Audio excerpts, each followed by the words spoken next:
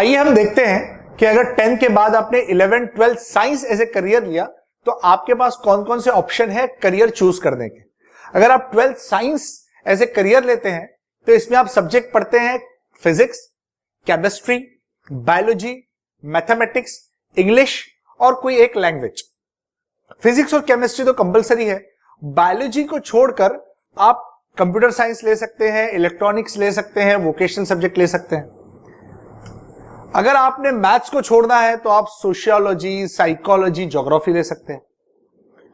कुछ कॉलेजेस में इंग्लिश को भी छोड़कर इंफॉर्मेशन टेक्नोलॉजी लिया जाता है या लैंग्वेजेस के अलावा भी इंफॉर्मेशन टेक्नोलॉजी लिया जाता है।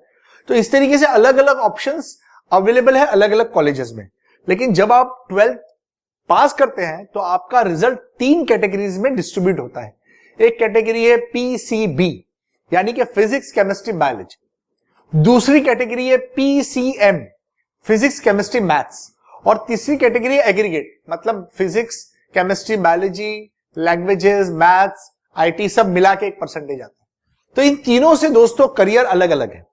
मतलब अगर आपने फिजिक्स, केमिस्ट्री, बायोलॉजी लिया तो मोस्टली स्टूडेंट नीट का एग्जाम देते हैं जो नेशनल लेवल का टेस्ट है मेडिसिन के लिए, मतलब डॉक्टर बनने के लिए।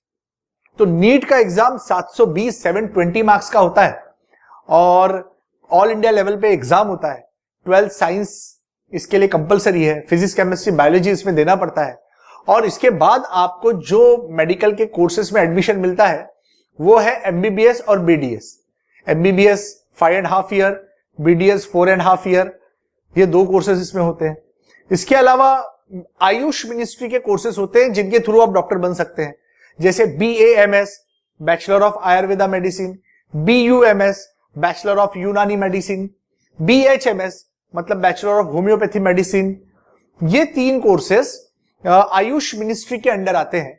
इसके अलावा bachelor of naturopathy and bachelor of सिद्धा एंड योगा, ये 2 कोर्सेज भी आते हैं। इन कोर्सेज को करने के बाद आप अपने नाम के आगे डॉक्टर लगा सकते हैं।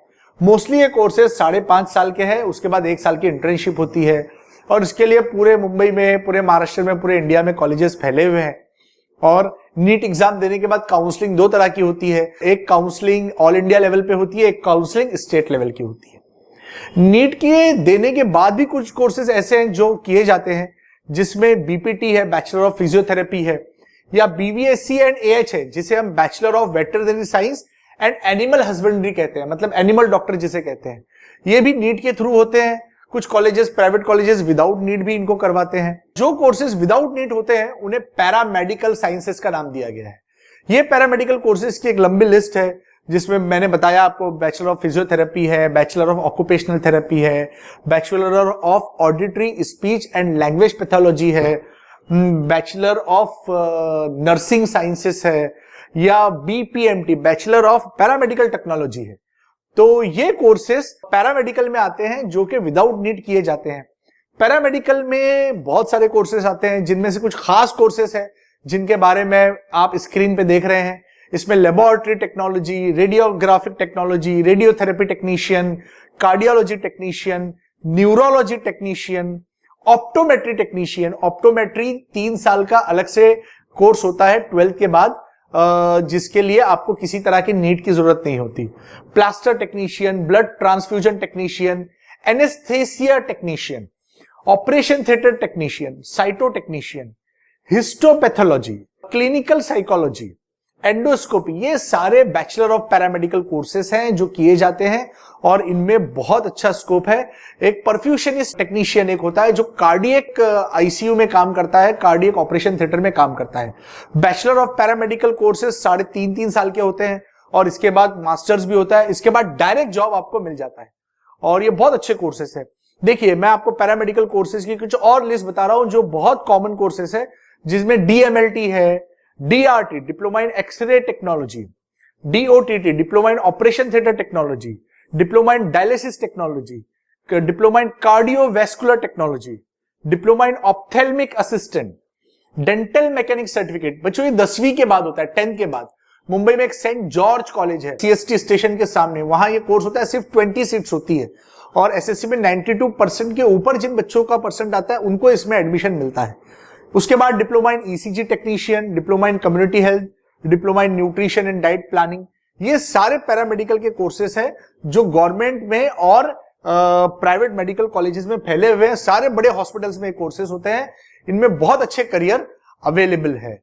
इसके बाद मैं आपको बताऊं कि एक इंस्टीट्यूट है जिसका नाम है अली यावर जंग national institute of speech and hearing disability, जो मुंबई में बैंड्रा रिक्लेमेशन पर है, केसी मार्ग। और यहां पर बहुत सारे कोर्सेज होते हैं जो स्पीच और हियरिंग डिसेबल बच्चों को पढ़ाने के लिए किए जाते हैं। और ये कोर्सेज 3 साल के भी होते हैं, 4 साल के भी होते हैं। और इसके बाद डायरेक्ट गवर्नमेंट के जॉब्स अवेलेबल है, या तो आप प्राइवेट भी अपना क्लिनिक खोल सकते हैं और आप किसी बड़े सर्जन के साथ, जो ईएनटी सर्जन होता है उसके साथ भी प्रैक्टिस कर सकते हैं। आप ऑडियोलॉजी और स्पीच थेरेपिस्ट भी बन सकते हैं और आप स्पेशल काउंसलिंग के भी पीजी डिप्लोमा इसके बाद कर सकते हैं। चलिए मैं आपको बताऊं कि महाराष्ट्र में मेडिकल कॉलेजेस की सीट्स और नीट के थ्रू कौन कौन सी और कौन कौन से बड़े कॉलेजेस है। यहाँ स्क्रीन पर आप रेड में जो कॉलेज देख रहे हैं वो मुंबई के कॉलेजेस है, जो गवर्नमेंट कॉलेजेस है, जो बहुत मशहूर कॉलेजेस है ऑल इंडिया लेवल पे, जिसमें Grant medical college and sir JJ hospital है, एलटीएम मेडिकल कॉलेज मुंबई है, टीएन मेडिकल कॉलेज मुंबई है।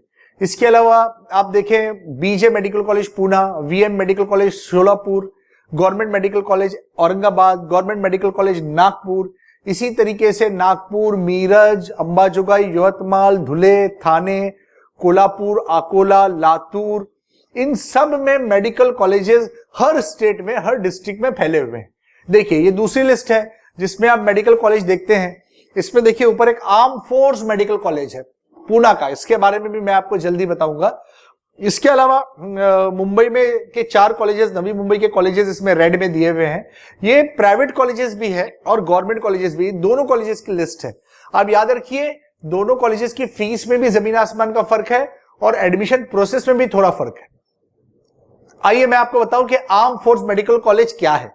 आर्म फोर्स मेडिकल कॉलेज में एडमिशन नीट के थ्रू होता है और पुणे में ये कॉलेज है और इस कॉलेज में 5.5 साल की पढ़ाई बिल्कुल गवर्नमेंट के खर्च पर मुफ्त होती है। इसके बाद आप डॉक्टर बनते हो और आप मिलिट्री के डॉक्टर बनते हो।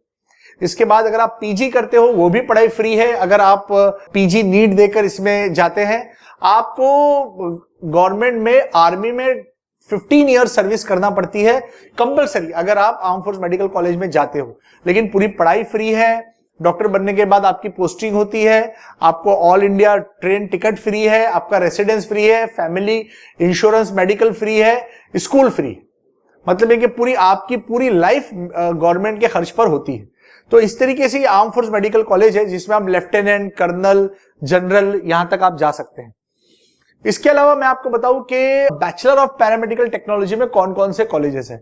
तो टोटल 17 कॉलेजेस है पूरे महाराष्ट्र में जहां पर पैरामेडिकल टेक्नोलॉजी के कोर्सेज होते हैं, जिसमें Grant medical college Byculla, KEM college Parel, Lokmanya Tilak college Sion, TN medical college Mumbai, BJ government college Pune, government medical college Solapur, Sangli, Dhule, Kolhapur. गर्ज ये कि हर डिस्ट्रिक्ट में मेडिकल कॉलेजेस जो है उसमें BPMT bachelor of paramedical technology में आपको एडमिशन मिलेगा और आप अच्छा करियर बना पाएंगे। आइए हम बात करें directorate of medical education and research की। ये वेबसाइट है गवर्नमेंट की जहां पे नीट का नोटिफिकेशन आता है और नीट यूजी के नोटिफिकेशन के साथ और नीट पीजी के नोटिफिकेशन के साथ आप पूरे महाराष्ट्र में अप्लाई कर सकते हैं कॉलेजेस में, और इसी के थ्रू आपको काउंसलिंग का नोटिफिकेशन मिलता है।